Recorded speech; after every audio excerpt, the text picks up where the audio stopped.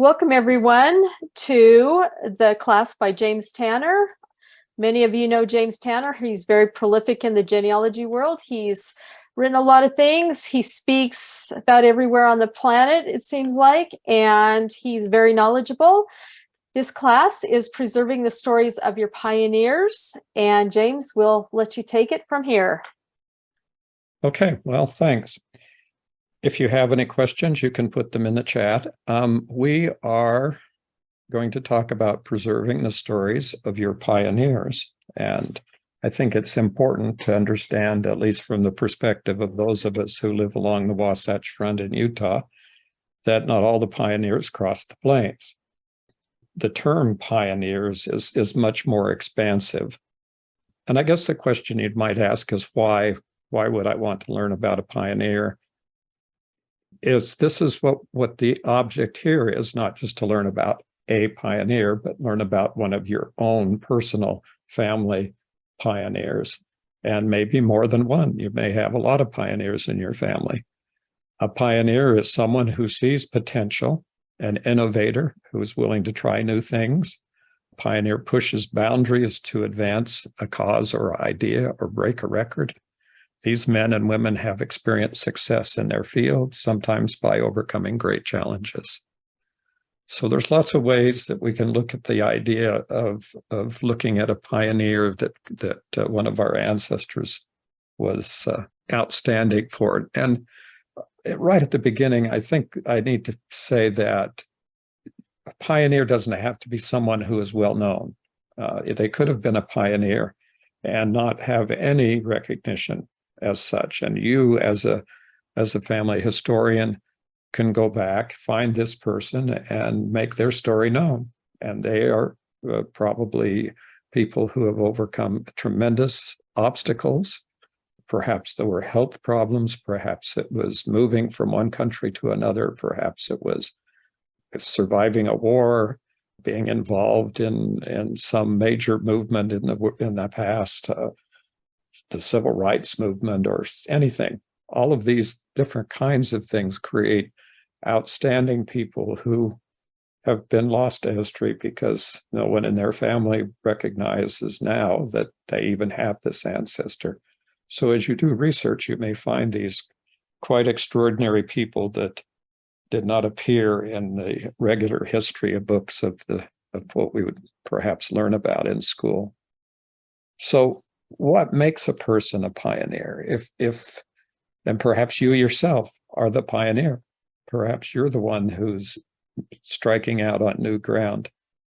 We just listened to a speech from one of the professors at Brigham Young University, and she indicated and told her story of how she had become the first in her family to attend an institution of higher learning. And that, I believe, is one of the most dramatic steps that people do make in their lives if they break away from longstanding family traditions about education or about opportunities and strike out on their own. So what makes a person a pioneer is mainly courage and boldness. They're people who are willing to make changes, who accept the difficulties, the hardships, and perhaps even getting killed in attempting to accomplish the things that they can see.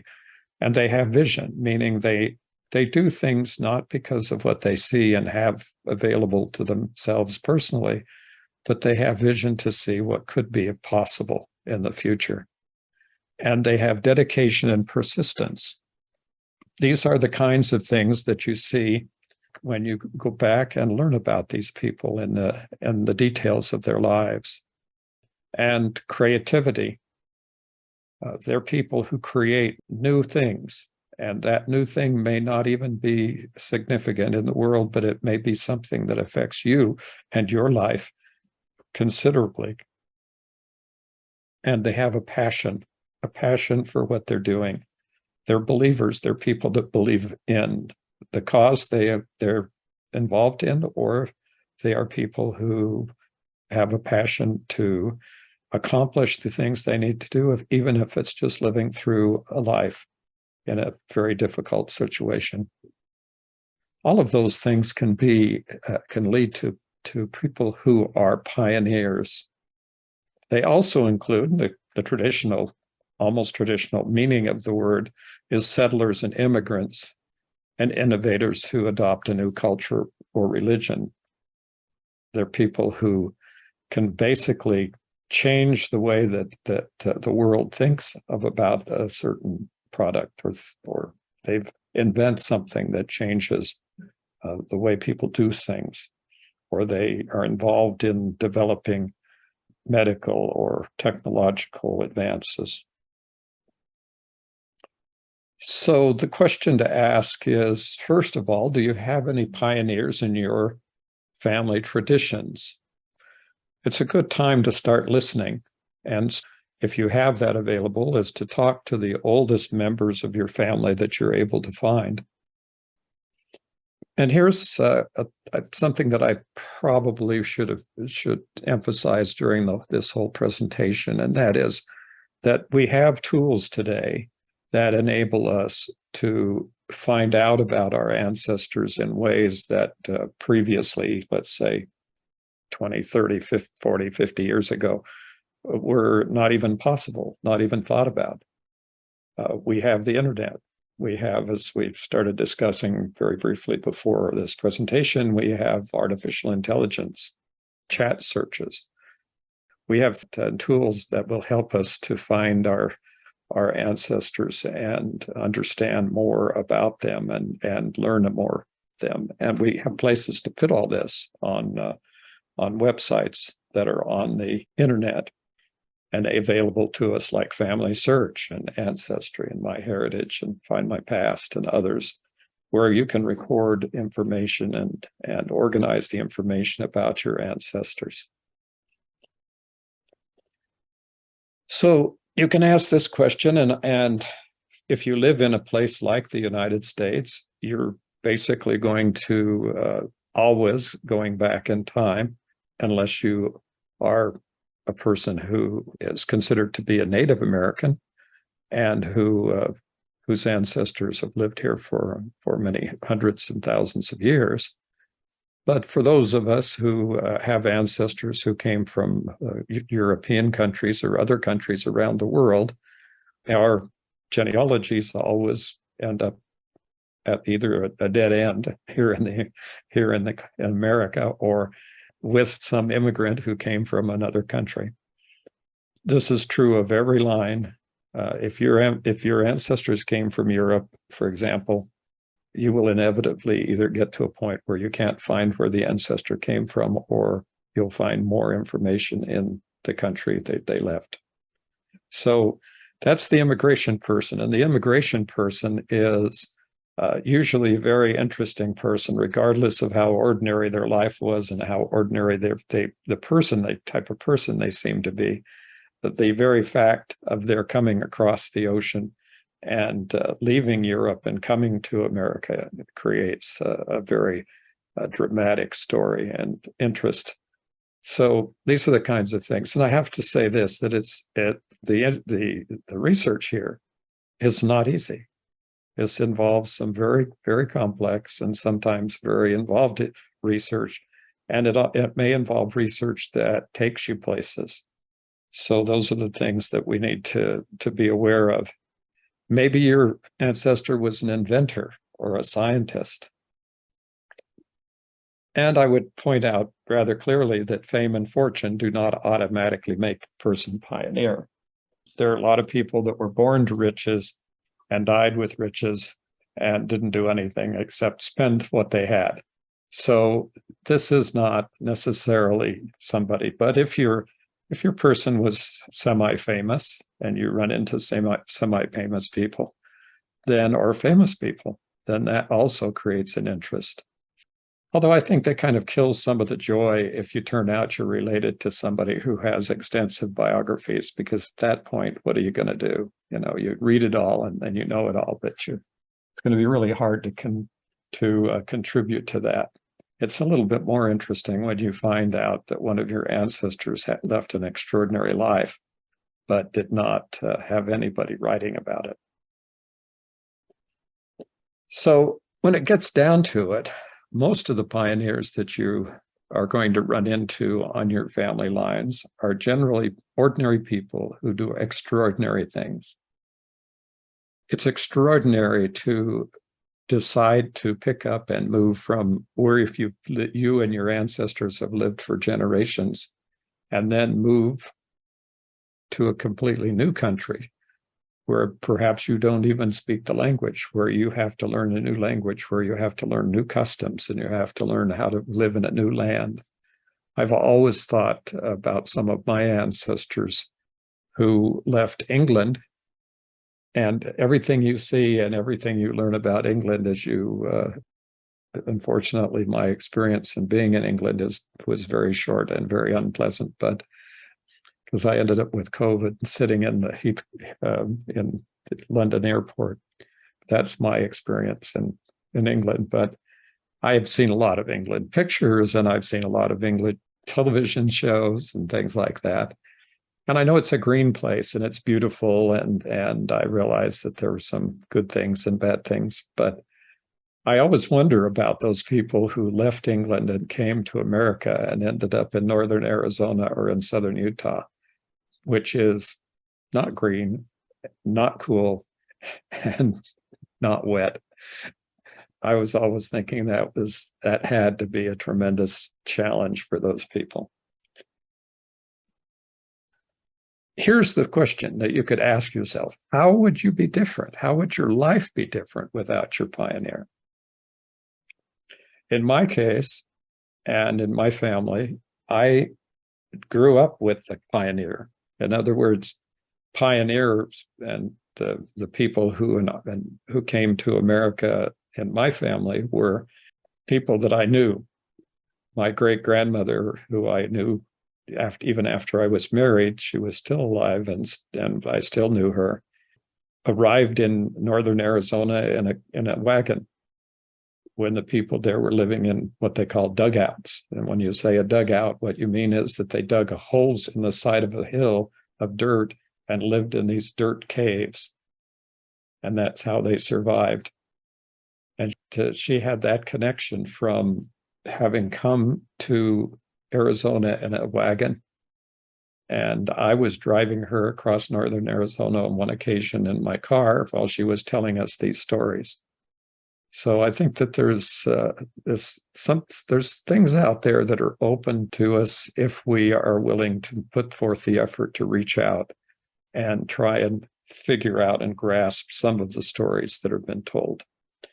So your search might begin in a cemetery.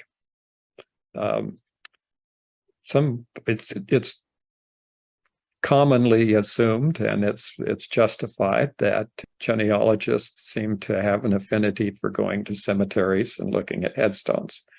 If you haven't gotten to that point in your genealogical life, then you're really missing something. You're missing the essence of genealogical research.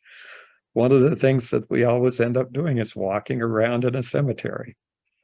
Sometimes we walk around in just cemeteries we just find because we want to walk around in a cemetery. It doesn't have anything to do with our ancestors. We just feel like we have an affinity with these people. In this case, for example, the people that in my Tanner line ended up in Joseph City, Arizona. There's a cemetery. I think that this is probably not, of course, this picture was taken during the, let's say, late fall or winter. But you can look out behind the cemetery and see the land that's there. And all I can say is my most common reaction is anytime I drive into the cemetery or visit Joseph City, Arizona, is to get out of my car. And the first thing I say is, I have no idea why the people stopped here and why they lived here. It's dry. The wind blows 360 days a year, and on the 4 days it doesn't blow, it probably blows just for fun. So it is not a very habitable place, and yet my ancestors lived there, and some of my relatives still live there. So it's an interesting kind of phenomena here, and the people who were able to survive and live in this kind of environment created a culture and a family tradition which easily extends down to my generation and perhaps even further down to my grandchildren. In some cases, they may not even be aware of it.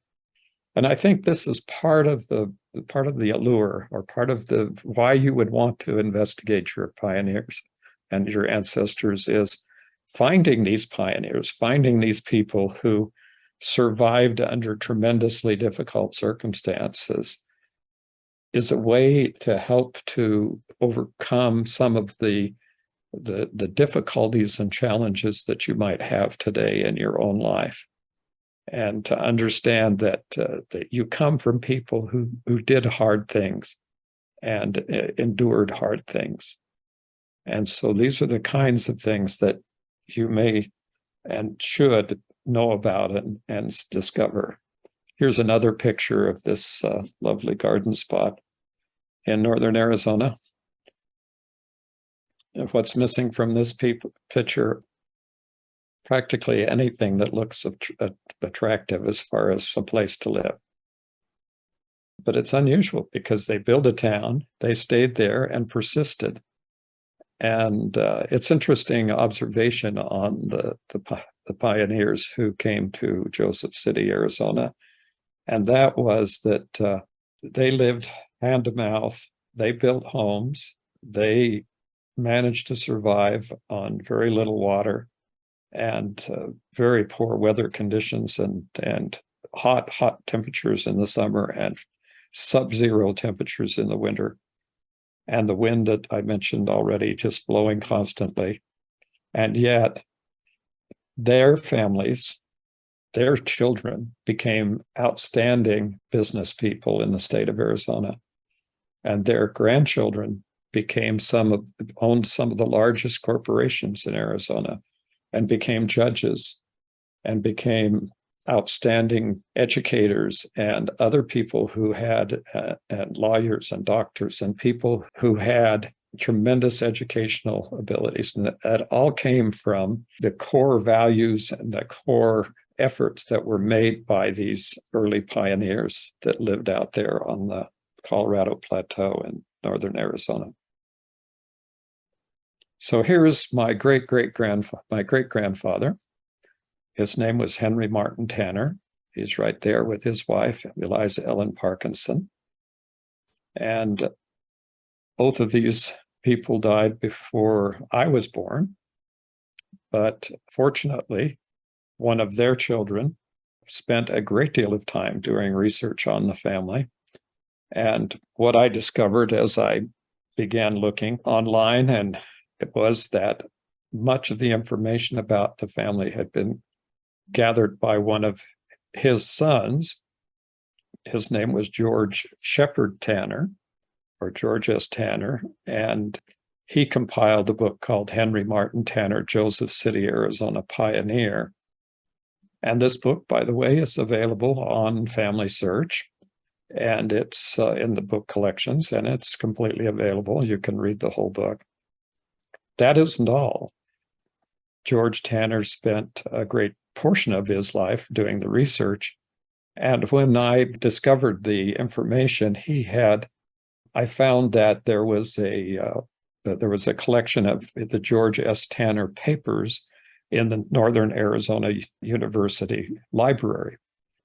And so my wife and I made a trip up to Flagstaff from Mesa, where we were living, and found that collection of 16 linear feet of documents that had been gathered about this person and about his father, Henry Martin Tanner, and every other person who lived in that particular community. Now, this may seem to be somewhat unusual, but it's not as unusual as you might suspect. What is unusual is that the information that's in the Northern Arizona University Library is also available at the University of Utah Library, but neither of the collections have been digitized completely. Only very small portions of them are available online, but they are discoverable and the information is there. And we're going to talk about some of the places that you can look for this kind of information.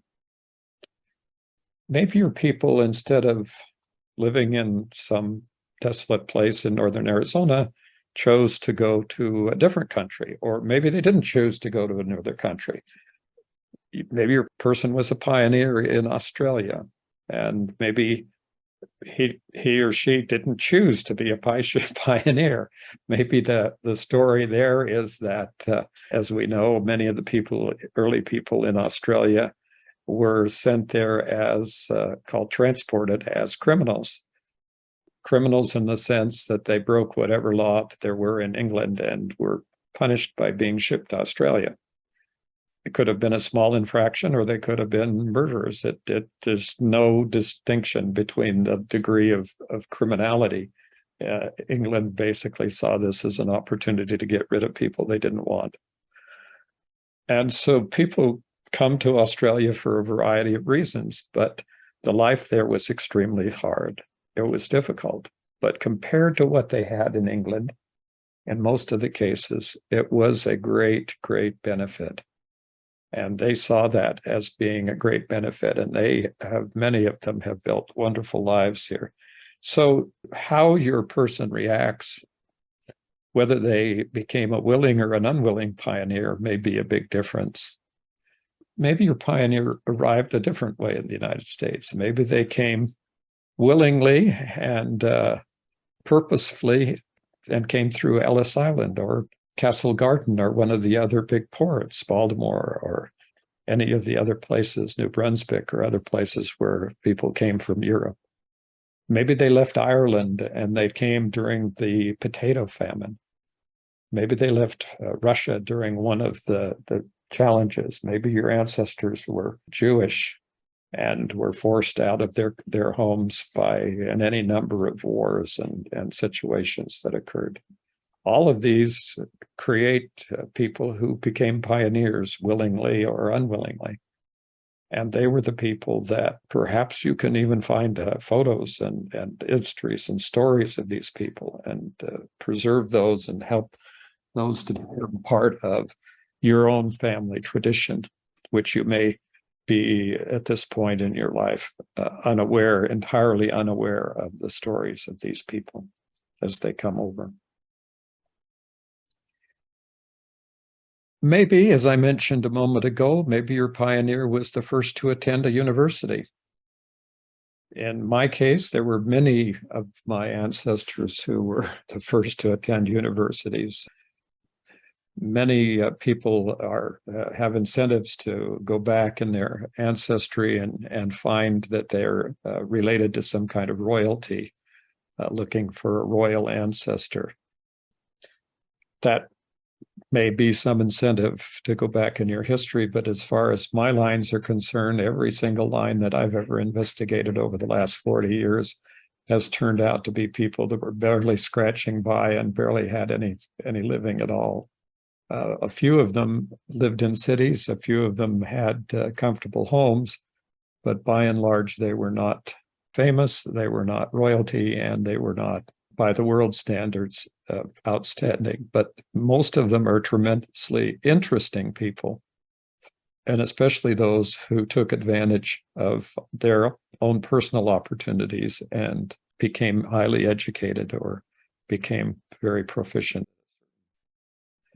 So here's the other kind of basic question to ask about your family that will lead to the pioneer. That is, do you know why your family lived in California or some other place? These people in these photos, these are Library of Congress photos showing the Dust Bowl. This is the one on the left is a very famous photo of the Dust Bowl.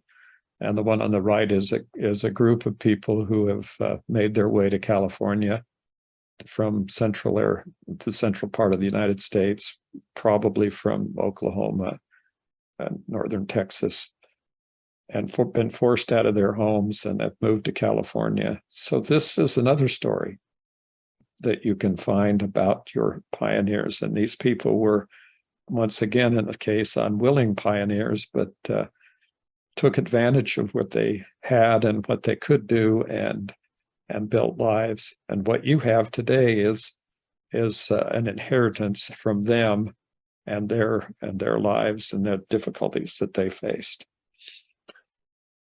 Now, what about the people who are less, let's call it desirable people? What if you do research back in your line and you find out that some of your ancestors didn't obey the law consistently, or didn't live exemplary lives, or were people who were not even well liked in the community or any place else, and did very little to advance anything?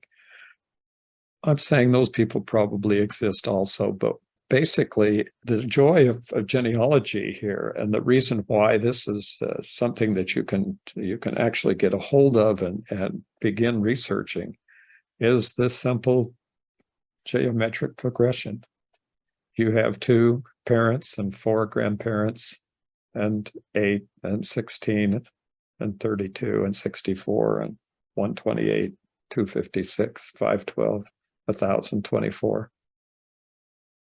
Even that's not even counting all of the multiple marriages, people who died and had 2 or 3 wives or husbands, all of the different family combinations that there are out there. And so going back just a few generations back, you're into the tens of thousands of families and descendants and others who guaranteed there are going to be a whole bunch of different people out there and all sorts of different circumstances. And so this is really what happens when as you work your way through the genealogy here. I been going through all of the paper. Well, this is a project that's been going on for 40 years. So I'm not going to say that it's something that I did just 2 days ago. But I got down to one level of my piles of papers the other day and found in a box full of papers about an ancestor, well, relative of mine. It was not a direct line ancestor, but one of my cousins. For some reason, I ended up with a whole box of papers from him. And I have no idea who he was. And so I dug into the papers, and then I started to do some research online and looked him up. And it turns out he was one of the early aviating pioneers. He started an aviation company in Chicago, Illinois, which failed. And then he went on to become an advertising person and toured the world and was a very prominent advertiser all during his life. He was a very prominent person. I had no idea who this person was before I began to do that research. And now I have an interesting ancestor. And I have a pile of papers. And I think a lot of the things is a whole autobiography that he wrote out in his own hand. So we may have some very, very great things as we get back and use and discover in our family how those things. And so I can really say from my own experience that finding your pioneer or pioneers, in the plural, may change your life. It may actually change the way you view your life, because you will then realize what your people went through, your ancestors, your bloodline went through in order for you to be where you are today. Maybe you don't like where you are today, but then you have somebody to blame. Okay, so that's another problem that you might end up with. But it's always an interesting story. So it's important that we use a lot of different tools to do this. One of those is to actually go to the locations. One of them is to use DNA testing. One of them is to do traditional genealogical research back through records. All of these things combined and using your imagination and trying to find and discover your ancestors in all the different places that this information could possibly reside is one of the more productive and one of the more rewarding parts of genealogy and genealogical research. And you may discover a new world that you never knew existed, a whole world of people. But we can only find our own pioneers by researching our ancestors. Okay, so you may have a story, a tradition in your family that somebody told you that you were a descendant from fill in the blank, whatever it is that they told you. That you may find out as you do your genealogical research that wasn't correct, that it wasn't exactly the way the story was told. But as you do that, you'll find that you did spend the time that you spent finding that becomes in itself rewarding and in itself fulfilling and helping you to understand who you are and how you got to be where you are today. So you do have to start. You do have to learn something. You do have to do a little bit of work. So where do you end up starting? Where do you start to go on this journey that may end up in the clouds and may turn out to be somewhat completely different than you would have imagined? May seem obvious, maybe it's not, but you start with yourself and your immediate family. So you start with that and you start back systematically identifying and working with the families, and you use the tools that you use are those things which are readily available online. If any of you are kind of experimenting with chat programs, the artificial intelligence chat programs, just ask the chat program, how do I start doing genealogy? And you'll see have an idea what it says. What it'll tell you is to start with yourself and your immediate family. So it's kind of the same thing that everyone has to do, and you have to work back systematically.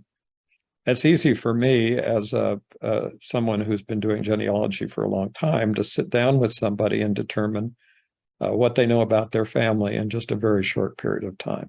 And what it takes is simply a couple of questions about people who may have been their grandparents or their great-grandparents. One of the threshold questions I always ask is, do you know the names of your grandparents? All four of them, or however many you ended up with divorces and deaths and things. And you'd be surprised how few people can name their grandparents' full names and tell where they were born and approximately when they died. So these are the kinds of things that you begin to discover as you work through that systematically. You'll see that you begin to understand what it is. And as you go back, your pioneer may be the surprise. That may be the big surprise in your life when you get back and say, wow, I didn't know I was related to this guy. I didn't know that he did that. That's remarkable. As I go spread out my learning about my ancestors, a couple of people always come to mind. I was told I had a family tradition that one of my cousins was someone who had some speed records out on the salt flats, that they'd raced a racing car. And I learned more about that relative and found out that the story was correct. And he actually was killed in an accident out on the salt flats when his car malfunctioned. But he did hold speed records for some time here in Utah, and it not presently, but a model of his car, a reconstructed car of his, was in the Utah State Capitol. And I've talked a bit about the connections that you may create. I had, from the very early time, I was drawing maps and learning about Australia in grade school. I just had a connection to Australia for some reason, felt like I was very interested. It seemed mysterious land, and they had mysterious animals. And of course, it had a desert, which I lived in the desert in Arizona. And so I was, I kind of felt like there was some affinity there with the desert. And you may find a deep connection here. And the connection that I found in those earliest years that I was fascinated in searching my ancestors, and this happened just recently, Oh, well, not recently for this one. I found two of my lines living in Australia, had lived in Australia. And I have cousins in Australia. And my wife has a niece who lives in Australia. So we have a lot of connections. And as I started doing genealogical research, I realized that they were there in the 1850s in Australia. And you can imagine how many people are descendants from two whole families of people that were there in Australia. So there's a significant number of connections there. And those are the kinds of things that you may not even be aware of. This is certainly not something when I was a child that anybody ever said to me that I could recall or ever have that impression. No one ever said to you, oh, by the way, you have cousins in Australia, because I don't think that my family even was aware of the fact that that was the case. So, and in the history of those, they were not convicts, by the way. They were not sent there as criminals. They were actually paid to go there. During the 1840s, 50s in England, the government and the parishes in England came up with a program to pay the way of the poor people. In other words, they were so poor that they would have been in what's called a poorhouse or a workhouse in England. But they didn't want to support them in a poorhouse and workhouse. So they created a fund from the government and the parishes to ship them to Australia. And in this case, they all had to convert to the Church of England because they weren't Church of England people at the time. And so they all had to get baptized when they got sent to England, sent to Australia. Anyway, that's how my ancestors ended up there. But you've got to understand that this is not unique, that you're going to find the same kinds of stories and the same kinds of things happening, no matter where you live, no matter what it is that you think about your ancestors today. As soon as you start finding out more information and digging into the actual history of these people, and not just their dates of birth and a few documents and a census record on Family Search or on some other website, then you'll be able to understand that what happened in this particular type. So here's the other line. I had a lot of Jewish friends. I lived in northern Phoenix when I was in high school and in grade school, and there were a large number of Jewish families who had moved into that section of Phoenix. And so there were numbers of children in my school classes who were Jewish. And some of them became my best friends, became my good friends. And I was extremely, good friends with them. And by having this association with them, began to appreciate the Jewish culture. And I became very interested in the background and the Jewish communities and the history. And as I began working through various things, I spent a couple of years learning Hebrew, and I did a lot of other things that basically helped me understand a lot more about the Jewish traditions and the Jewish families. So now, within the last couple of years, I looked on my line, and I had a line that traditionally the story was that they were Jewish. And the line stopped in England. And I watched the Family Search family tree, and I saw people taking it all the way back to the 1600s in the Netherlands with names that were what I would have identified as being obviously Jewish. And I didn't believe it. I thought, well, I have a kind of a built after so many years in genealogy, I have a built-in skepticism of any line that seems to go back to the 1600s because it's such a difficult task to research and to make sure that you've actually got the same right people. So a couple of years ago, I began the process of looking at this supposed line that goes back to the Netherlands. And interestingly enough, I found rather quickly that it was based on total meticulous research.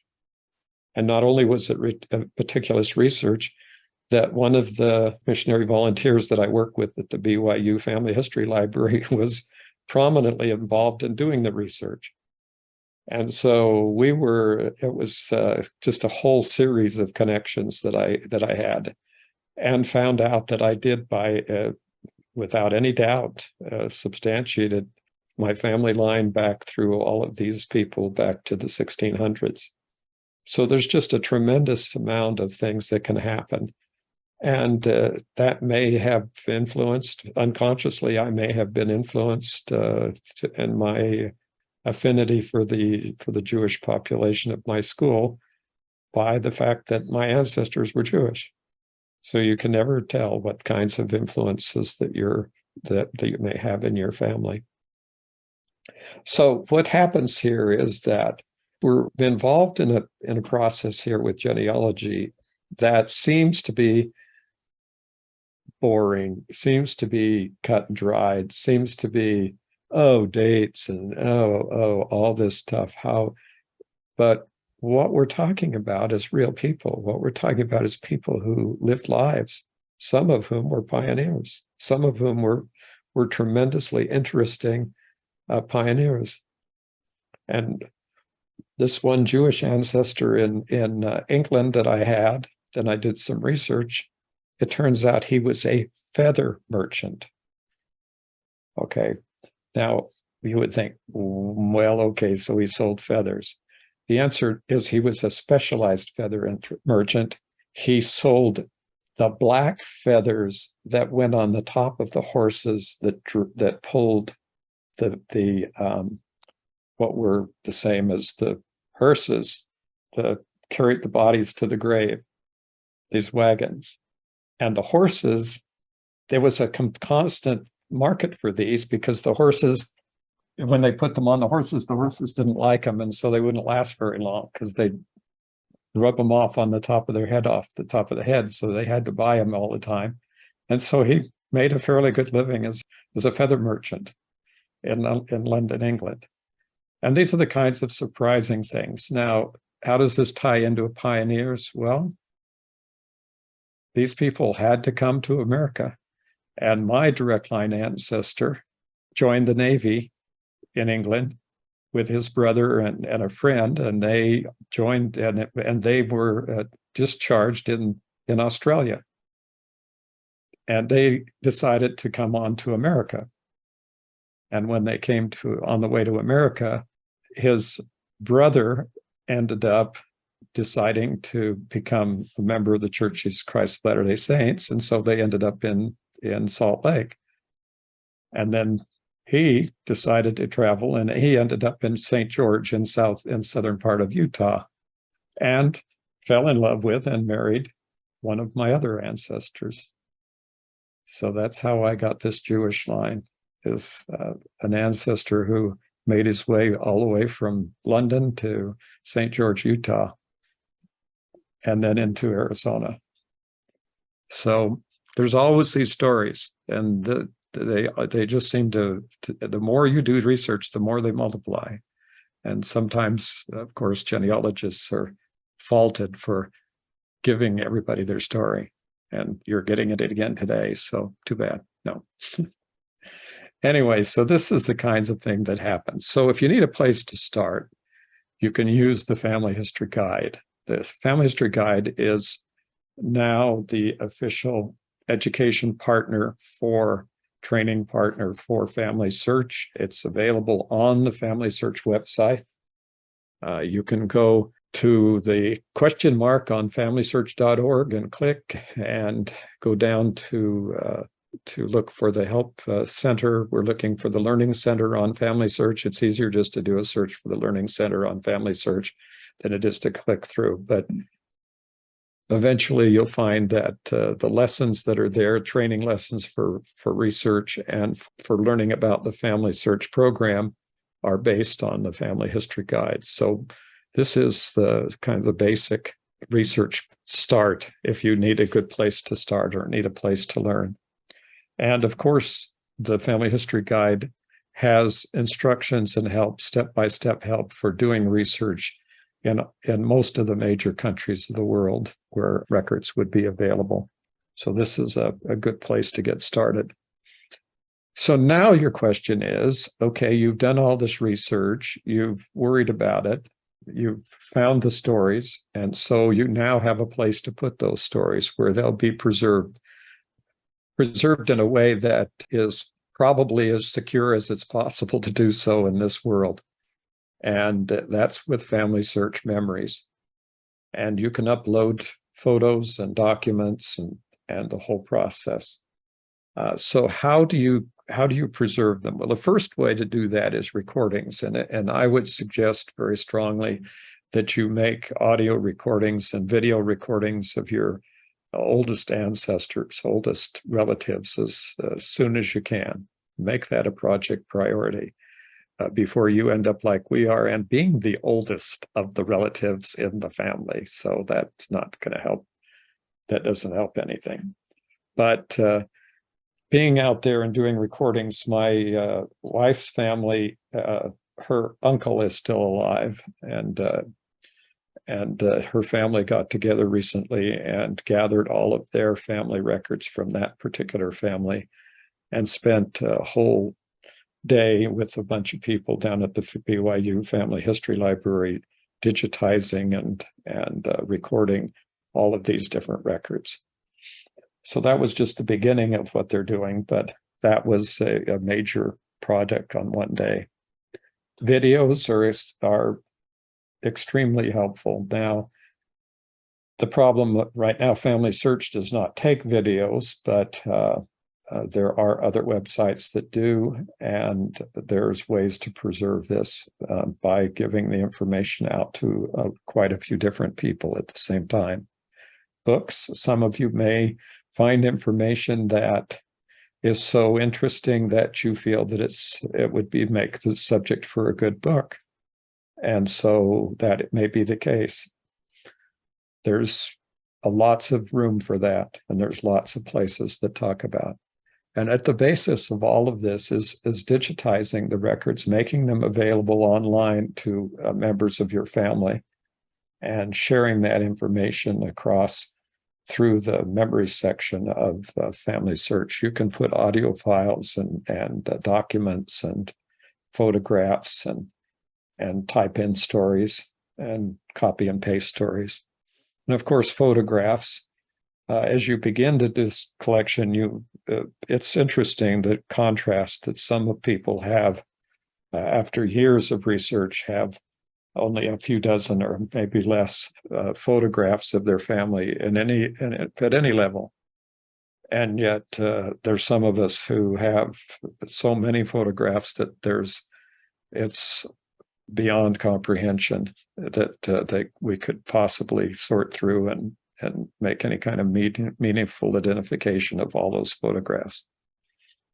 Ultimately, there's those who travel, visit the places where their ancestors lived, where they began, and that is also a great help to understanding what they went through.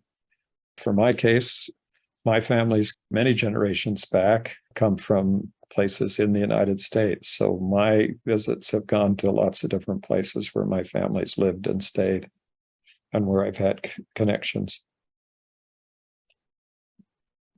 So ultimately, what you'll need to do is spend some time collecting and preserving. Reminder that the BYU Family History Library and other family history libraries, family search libraries around the world have, some of them have provisions for scanning and for preserving documents.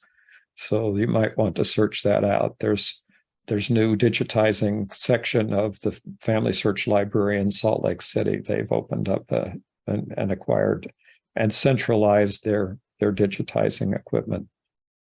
So that's another possibility. If you're wondering how all of this is affected, there's often questions about how, like, for example, what resolution should I use for scanning? How do I preserve a book? How do I preserve these old manuscripts? How do I preserve anything? If you want information about preserving almost anything from collections of comic books to cloth to paintings to anything that you can think of that people would want to preserve, you go to the Preservation Directorate here on the Library of Congress, go to LOC Preservation Home or Library of Congress .gov Preservation Home, and you will find extensive information about conservation and collection care. So this will tell you, in many cases, much more than you want to know about how and when and why, and to preserve almost anything that you would possibly think of as a collection. And then the only thing I can really promise you from all of this is your life will be enhanced because of the connections that you discover. It will really make a difference to you eventually as you do this work, and as you get into it, you'll understand more about yourself than you believed possible. Okay, well, thanks for watching.